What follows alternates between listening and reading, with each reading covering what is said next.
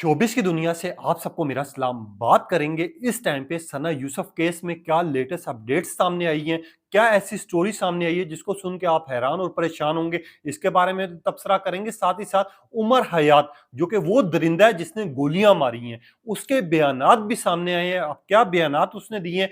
सना यूसुफ को लेके, इसके बारे में भी डिस्कस करते हैं। इस सारे मामले को लेके वकार जक्का का बड़ा ऐलान सामने आया, बड़ी अपील सामने आई है। अब उनकी स्टेटमेंट क्या है, उनका बयान क्या है, वो आपको सुनवाऊंगा भी। इसके ऊपर लोगों का क्या रद्द-ए-अमल आ रहा है, और कहीं ना कहीं कसूरवार मैं भी हूं, कहीं ना कहीं आप भी हैं, और कहीं ना कहीं सब अवाम है, गुनाहगार है, कसूरवार है। अब ऐसे कसूरवार क्यों हैं हम बन के जा रहे हैं, हमारे ऊपर क्या फर्ज बनता है, इसके बारे में भी तबसरा करते हैं। और हमारी ड्रामा इंडस्ट्री के ऊपर लोग बड़े सवालात उठा रहे हैं। अब लोग ये कह रहे हैं कि सना यूसुफ के साथ जो केस हुआ है, इसी तरह के सीन्स जो है ड्रामाज में दिखाए जाते हैं, और इसी सब को लेके मावरा हुसैन की एक स्टेटमेंट बड़ी वायरल हो रही है। अब मावरा हुसैन वो हैं जो पाकिस्तानी ड्रामा इंडस्ट्री में काम कर चुकी हैं, काम कर रही हैं, और इनके ड्रामाज भी बड़े पॉपुलर होते हैं। अब इस स्टेटमेंट के ऊपर मावरा हुसैन ने क्या बयान जारी किया वो भी सुनवाएंगे, पूरी डिटेल रखूंगा। आप देखें मेरे यूट्यूब और फेसबुक चैनल मोइन इकबाल आपसे मुखातिब है। उम्मीद आप सब खैरियत से होंगे। सबसे पहले तो डिस्कस करते हैं उमर हयात के बारे में, जिस दरिंदे को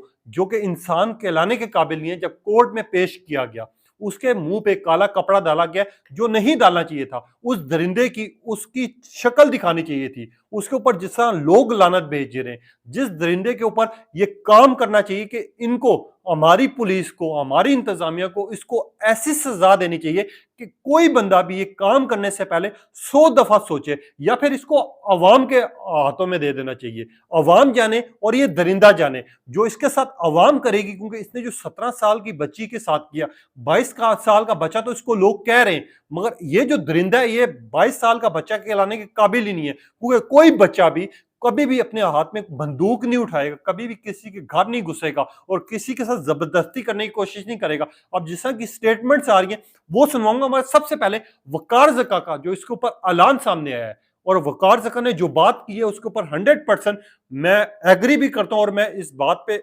फुल ऑन कहता हूं कि हम भी गुनाहगार हैं, आप भी गुनाहगार हैं। क्यों मैं ऐसी बात कर रहा हूं, पहले ये वकार जक्का की बात सुन लें, इसके बाद बात करते हैं। हो गया है। इस्लामाबाद पुलिस ने अच्छा काम किया, लेकिन आप लोग अपना रोल कैसे प्ले कर सकते हैं माशरे के लिए, इंसानियत के लिए। इस वक्त पाकिस्तान में कुछ ऐसे माइंडसेट हैं जो सोशल मीडिया पे पोस्ट कर रहे हैं कि बहुत अच्छा हुआ, मार देना ही चाहिए था, गन साफ हो गया। इस किस्म का कोई कमेंट कहीं कर रहा है, स्क्रीनशॉट लो, और उसके बाद पाकिस्तान के कानून के मुताबिक आपने कंप्लेन करनी है, आपको कोर्ट में अपेयर नहीं होना पड़ेगा।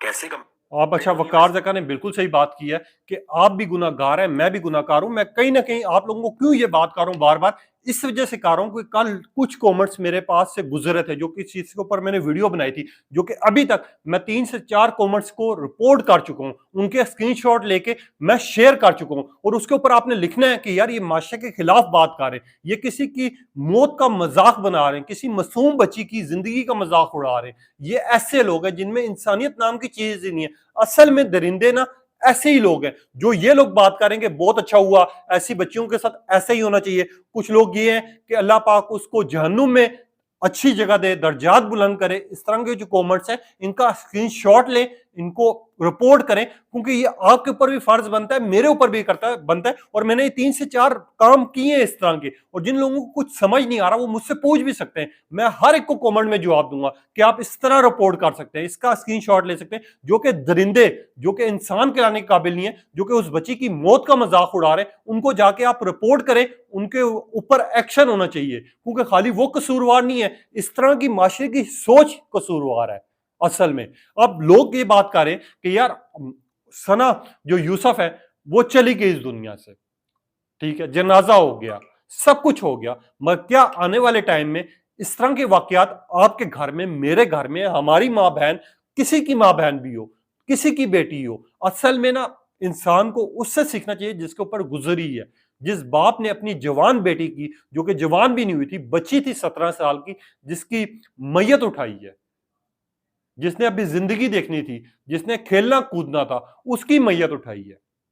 दूसरी साइड पर अगर बात की जाए जिसके घर के ऊपर ये गुजरी है, कल को ये घर आपका भी हो सकता है, मेरा भी हो सकता है। और जिस तरह ये माशरे में क्राइम ज्यादा हो रहे हैं, मैं इसीलिए बार बार कह रहा हूं उस दरिंदे को सरेआम सजा देनी चाहिए, ताकि हर टाइम पे आने वाला हर बंदा सोचेगा कि यार उसको ऐसी सजा मिली थी, अब ऐसे काम नहीं होने चाहिए। दूसरी साइड पर एक बात रखना चाहूंगा,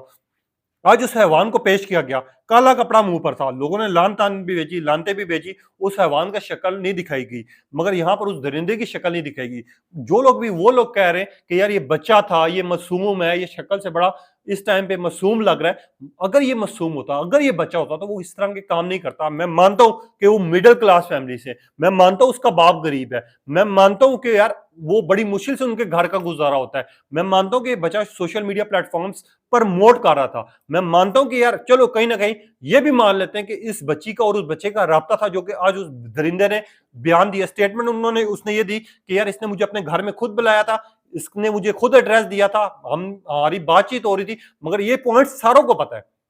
ये चीज मैंने बहुत से सवालात उठाए हैं जो कि इस टाइम पर क्वेश्चन मार्क है, जो कि इस स्टोरी को बहुत ज्यादा खौफनाक तरीके पे लेके जा रहे हैं। क्योंकि फुप्पो ने जो एक्सप्लेन किया, मैं फिर वो एक्सप्लेन करूंगा, मैं 1 मिनट की आपको स्टोरी सुनाती हूँ। फुप्पो के बकौल एक लड़का आता है, सीढ़ियां चढ़ता है, कमरे में चला जाता है, इन दोनों की गुफ्तगू हो रही होती है, बहस हो रही होती है, मुझे गुस्सा आता है और लड़की को यानी सना उसको कहती है कि मैं पानी लेके आती हूँ, तुम गुस्सा क्यों कर रहे हो। इतनी देर में वो लड़का गोली मारता है। अब फुप्पो के होते हुए कोई अनजान लड़का कैसे घर में गुस्सा, कैसे वो सीढ़ियां चला। मैं फिर वही सवाल रिपीट करूंगा, एक साइड पे उनकी वालदा कह रही है, जो सहाफी क्लेम कर रहे कि उसकी वालदा उस टाइम पे मौजूद नहीं थी, मगर एफआईआर में वालदा ने कहा मैं घर में मौजूद थी, और वालदा के घर में भी होता हुए कोई बंदा कैसे आ सकता है आपकी बेटी से मिलके, उसको धमकियां भी दे रहा है, गोली भी मार रहा है। ये चीज बड़ी सोचने वाली है। यहाँ पर सवालात तो बहुत ज्यादा उठ रहे हैं, मगर लोग एक चीज और भी एक्सप्लेन कर रहे हैं कि हमारी जो ड्रामा इंडस्ट्री है या हमारे जितने भी ड्रामाज में ये सीन दिखाए जा रहे हैं, इस पे बैन कर देना चाहिए, इसको नहीं दिखाना चाहिए। इससे हमारे जो बच्चे हैं वो खराब हो रहे हैं, हमारा जो माशरे में जितनी भी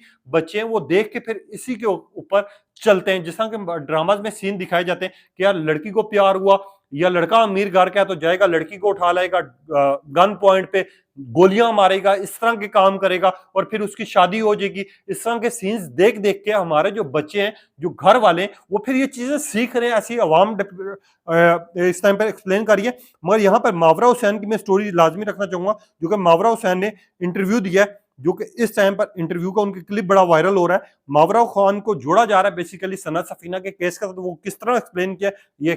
आप मावरा की गुफ्तगू सुनिएगा।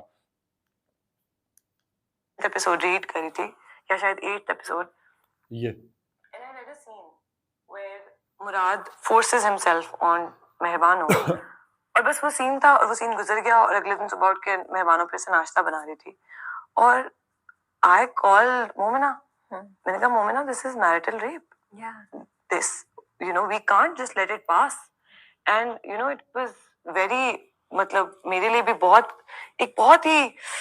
बस मैं आपको बता नहीं सकती कि मैं उस वक्त सेट पर थी और शूटिंग चल रही थी और हम उसके आगे और पीछे के सीन्स शूट कर चुके थे और ये बहुत बड़ी बात थी for me to stand up and ask Momina कि मोमिना ये मैरिटल रेप है, we need to build on this. मैंने कहा we can not let it pass. ऐसा नहीं हो सकता कि एक प्रोजेक्ट जिसको मैं और आप बैक कर रहे हैं, विमेन हु हैव वॉइसेस, और हम मैरिटल रेप को ऐसे ही जाने दें। अब ये मावरा हुसैन की बिल्कुल ठीक गुफ्तगू आई कि एक ड्रामे में काम कर रही थी, उसमें स्क्रिप्ट है कि एक लड़की के साथ ज्यादती होती है, अगले दिन वो बिल्कुल ठीक ठाक होती है। इस तरह की चीजें हम नहीं दिखा सकते, इस तरह की चीजों को हमें नहीं प्रमोट करना चाहिए, इस तरह की चीजें हमें नहीं दिखानी चाहिए, क्योंकि यही चीजें जो है आगे जाके जो मासूम बच्चे देखते हैं, जो छोटी हमारी फैमिलीज देख रही होती हैं, उनके ऊपर यही असरअंदाज होता है कि यार उस ड्रामे में ये हुआ था, हमने भी ये काम करना है, हमने भी अपना प्यार ऐसे हासिल करना है, हमने भी उस लड़की से दोस्ती ऐसे करनी है, और अगर वो दोस्ती के लिए नहीं मान रही तो उसको उठा के ले आओ। तो लोग अब ये बात कर रहे हैं, लोग बिल्कुल सही बात कर रहे हैं, हमें ड्रामाज में इस तरह के सीन्स को अवॉइड करना चाहिए, हमें साइड पे कर देना चाहिए। और दूसरी साइड पे जो लेटेस्ट अपडेट सामने आई है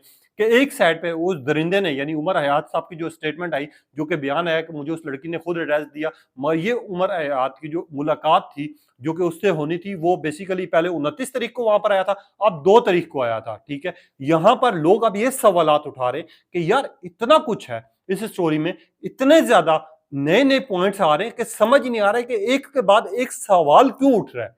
सवाल क्यों पैदा हो रहा है, और लोग ये बात क्यों कर रहे हैं। जिस तरह ये एक्सप्लेन भी किया गया कि जो उर्दू पॉइंट वालों ने इंटरव्यू किया था, मैंने आपके तक वो पिछली वीडियो में एक्सप्लेन भी किया और वो रखी भी है बात, कि लड़के ने होटल बुक किया था और एक साइड पे लड़के ने रेंट पे गाड़ी ली थी, जो कि लोगों के बकौल है, मगर दूसरी साइड पर पुलिस वाले और उनकी फूफी क्लेम ये कर रही है कि वो लड़का मोटरसाइकिल पे आता है, ऊपर चढ़ता है, कमरे में जाता है, गुफ्तगू करता है, गुस्सा आता है, गोलियां चलती हैं और फिर वो मोटरसाइकिल पे बैठता है और भाग जाता है।